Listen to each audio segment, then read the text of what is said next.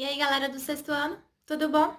Vamos lá. A gente vai iniciar aqui o capítulo 8. Eita, deixa eu parar aqui. Isso. O capítulo 8, beleza? Olha só.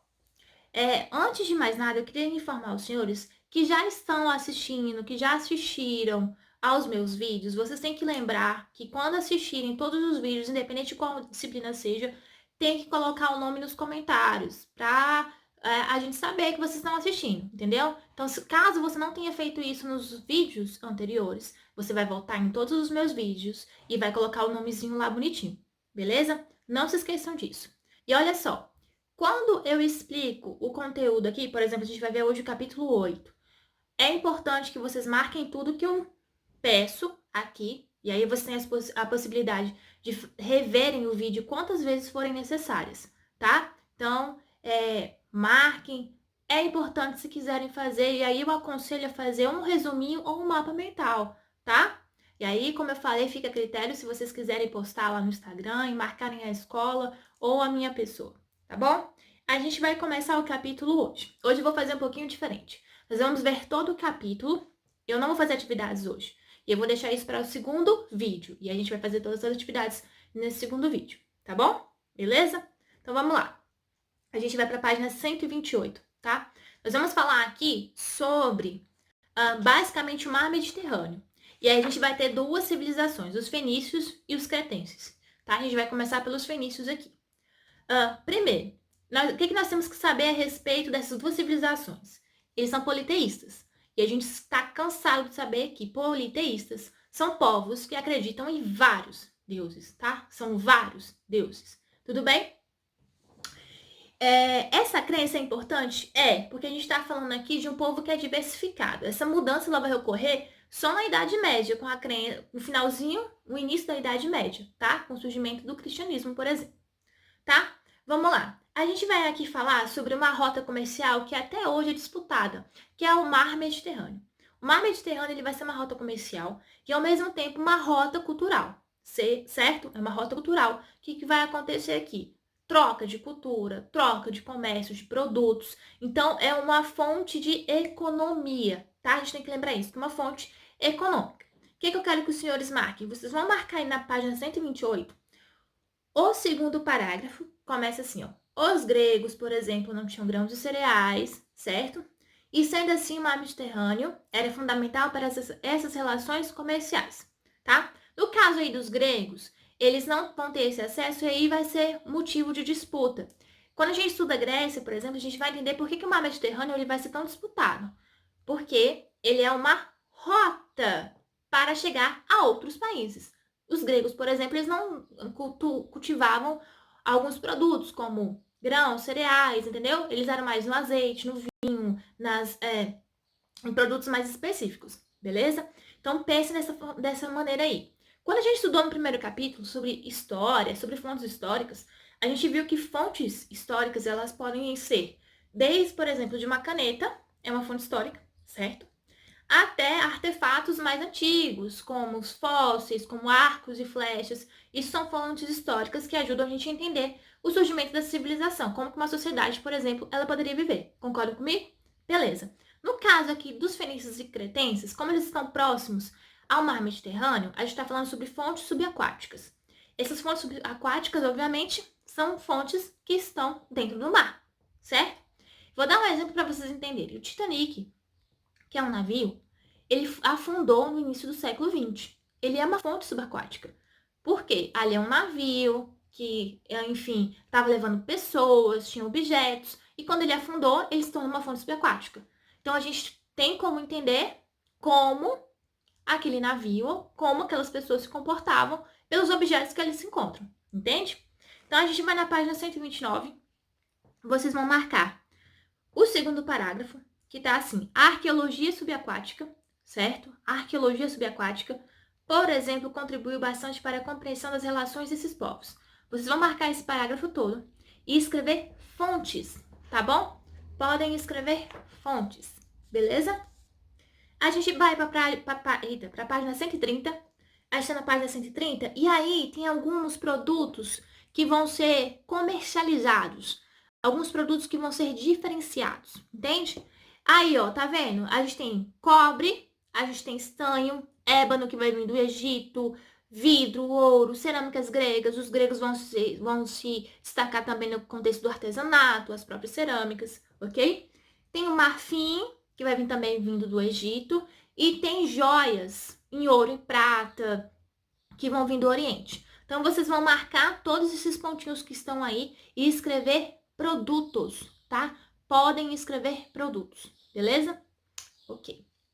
A gente vai passar essas atividades, que aí depois eu vou responder, tá? Não se preocupem. Vamos frisar aqui, entender o conteúdo, depois a gente faz as atividades todinhas. A gente vai para a página 132. Logo no primeiro parágrafo, vocês podem marcar, que aí ele começa assim, mar Mediterrâneo foi fundamental para os fenícios. Podem marcar todo esse parágrafo e escrever importante, tá? Importante. Tá vendo aí? A gente tem um mapinha de onde ficava a Fenícia, que hoje é o atual Líbano, certo? Corresponde hoje ao atual Líbano. Então, tá vendo aí? Tudo que tá de verde é onde ficava a Fenícia. Então, a gente tem aí cidades importantes. E aí eu já adianto um pouquinho do que eu vou falar. A Fenícia, ela não vai ser vai ter uma política concentrada. Não é isso. A gente está falando aqui de um poder que vai ser descentralizado. Nós temos as cidades-estados. Toda vez que eu falar cidades-estados, eu estou falando e me referindo às cidades que são independentes. Elas têm a sua própria autonomia. Por exemplo, cada um tem uma política, uma cultura, uma lei bem diferente das outras. A gente está falando de cidades independentes, autônomas. É nesse sentido, tá bom? Aí lá embaixo, tá vendo? A gente tem aí aplicando o assunto. Vocês vão puxar uma setinha e escrever se liga, tá? Porque aí tá fazendo referência à cultura libanesa. Quem não gosta de uma esfirra, não é? Esfirra é muito bom. Então vocês vão marcar aí e escrevam se liga, que faz referência ao contexto da cultura libanesa. De boa? Ótimo. Vamos lá? A gente vai para o território, beleza? Ó, da página 133. Território. Vocês vão marcar todo o parágrafo, o que começa a Sociedade Fenícia, certo? E hoje também, pode marcar ali todo e escrevam importante. Foi o que eu acabei de falar. A Fenícia está localizada no atual Líbano, tá? Que é uma das regiões mais ricas até hoje, mais importantes, beleza? A política também, como eu expliquei, como é descentralizado, vocês vão marcar política aí, ó, os fenícios, certo? Os fenícios. Pode marcar o parágrafo todo e vão escrever autonomia. Escrevam autonomia. Tranquilo? Escrevam autonomia. Na parte da economia, tá vendo o primeiro parágrafo? Primeiro parágrafo. Vocês vão escrever ouro, outras economias, perdão, vão escrever outras economias. Marca o primeiro parágrafo. Por quê? Essa galera, ela não vai ficar só relacionada a esses produtos. A gente vai falar também sobre atividades pecuárias, né, como a criação de gado, de porcos, a criação de atividades agrícolas, como o trigo. Então, eles vão para outras possibilidades de como ganhar, de como possibilitar uma economia bacana, uma economia diferenciada. Porque quando a gente faz referência ao mar, a ideia é também que só essa rota comercial, ou que eles vão viver, por exemplo, de pesca. Não é isso. A gente tem outras atividades comerciais desse período, tá bom? Marca aí só o primeiro parágrafo e escrevam outras economias. E aí a gente parte para a página 134. Os fenícios, eles vão ser conhecidos com uma ideia de talassocracia. Talassocracia quer dizer que é o poder que vem do mar, certo? Ou seja, o poder marítimo, sim, o poder que vem do mar, o poder econômico vem do mar, tá? Talassocracia quer dizer o poder que vem do mar. E aí vocês vão marcar o segundo parágrafo que começa. Como os fenícios tornaram-se, certo? Pode marcar ele todinho e escrever poder, beleza? Poder. E aí que eles vão se destacar aqui no contexto da Idade Antiga, tá? Outra coisa importante para a gente saber sobre os fenícios é a questão do alfabeto. Eles vão criar o primeiro alfabeto fonético. Olha que legal, o primeiro alfabeto fonético que vai ser registrado aqui, beleza? Então, vocês vão marcar o parágrafo que é, deixa eu ver, o segundo, quinto parágrafo, que tá assim, além das produções artesanais, que até tá em negrito aí, ó, primeiro alfabeto fonético, E aí vocês vão escrever alfabeto, tá bom?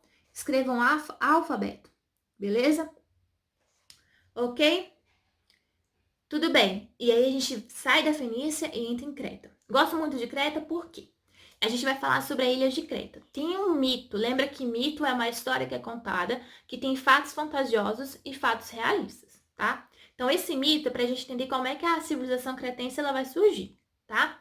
Tem o mito do Minotauro. O que que acontece? O rei Minos, ele fez uma promessa pro deus Poseidon.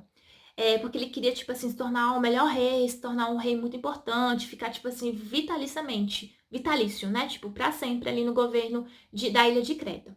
E aí ele fez uma promessa, pediu pro rei Poseidon, ou pro deus Poseidon, para que isso acontecesse. Só que Poseidon falou assim, tá, beleza, para que isso aconteça eu quero que você sacrifique um touro que eu vou te dar. Que, tipo assim, era o touro mais bonito, branco, assim, reluzente, entendeu? Só que o Minos, ele ficou tão apaixonado por esse touro, tipo assim, nossa, eu vou matar o touro mesmo? Ah, vou tentar enganar o deus. Então ele sacrificou outro touro e não foi o touro que ele havia ganhado. E Poseidon, que não era besta, ficou possesso de raiva, literalmente. Possesso de raiva. E o que aconteceu? Ele falou, ah, vou punir o Minos. Então, na mitologia aqui,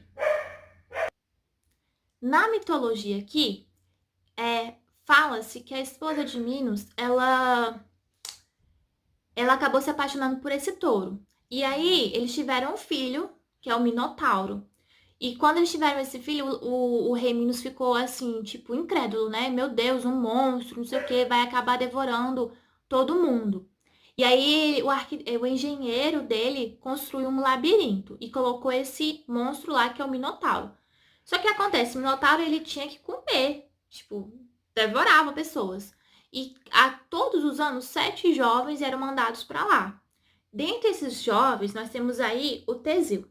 O Teseu que vai ser filho do rei de Atenas. E ele vai lá como um tributo, tipo assim, como uma oferenda, sabe? Porque a galera morria de medo do Minotauro. Só que Teseu falou assim, pai, não se preocupe, porque eu vou matar esse Minotauro. E o pai ficou assim, ai meu Deus, será? Será? Será? Vai, ele vai conseguir isso, a gente vai descobrir como.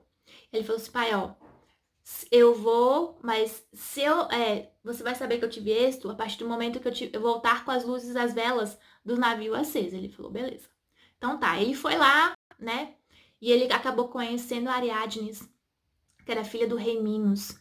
E aí ela teve uma ideia, né? Porque eles acabaram se apaixonando, nananã, e ela ficou assim, ai meu Deus, ele vai morrer lá no labirinto.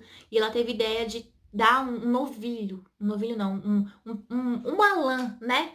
Tipo um barbante, para que ele entrasse no labirinto e não se perdesse, né? Marcando o caminho que ele poderia percorrer. E aí ele fez isso, conseguiu matar o Minotauro e voltou, né? Assim, tava voltando para Atenas. Só que ele tava lá festejando com a galera no navio, nananana, e esqueceu de acender as luzes, né? As velas ali no navio, né? As velas negras. E aí o pai viu de longe o navio chegando, a embarcação chegando e não estava aceso. Então o pai ficou desesperado, pensou que o filho dele tinha morrido. E aí ele se jogou do precipício, né? Assim, literalmente, se jogou do precipício. E aí tem aí no Atlas, né? No mapa mundi, um mar chamado Mar Egeu. E aí vem o nome Mar Egeu, porque Egeu era o nome do rei de Atenas, tá bom? Entenderam? Então, dentro desse contexto, a gente tem exatamente a criação da mitologia. Por que Creta também vai ser tão conhecida? Porque havia uma adoração aos touros, entendem? Tem uma adoração aos touros, olha que legal. Depois dá uma procurada aí, o mito de Minotauro, tem aí na página, né? Da página 135 e 136, tem contando historinha bem bacana. Beleza? Então vamos lá. Página 137, a gente vai marcar Senhores dos Mares. Vocês vão marcar a economia de Creta, que era bastante diversificada. Pode marcar tudo diferente e escreve assim, diferente. Porque a gente tá falando sobre cereais, vinhos, azeite, tá? A galera não vai ficar tão vidrada em questão ao mar como os fenícios, tudo bem? Pode marcar também a cultura e religião minoica. Pode marcar os 2 parágrafos que aí são. Cultura minoica e diferentemente do que acontecia, certo? E aí a gente vai colocar diversidade. Por quê? As mulheres aqui, no caso, elas vão assumir umas funções políticas, administrativas. Elas vão ter mais autonomia do que, por exemplo, a gente vai estudar na Grécia, em Atenas, certo? Elas têm uma possibilidade de ser sacerdotisas, chefes administrativas, chefes políticas. Então, elas se destacam nesse contexto aqui. Elas podem ocupar espaços públicos também, assim como os homens. Beleza? E aí a gente termina, tá vendo? Na página 137 foi o que eu acabei de marcar. Então, na próxima aula, a gente vai fazer todas as atividades aqui desse capítulo 8, que falava a respeito sobre fenícios e cretenses, tá bom? A gente se vê na próxima aí. Beijos pros senhores.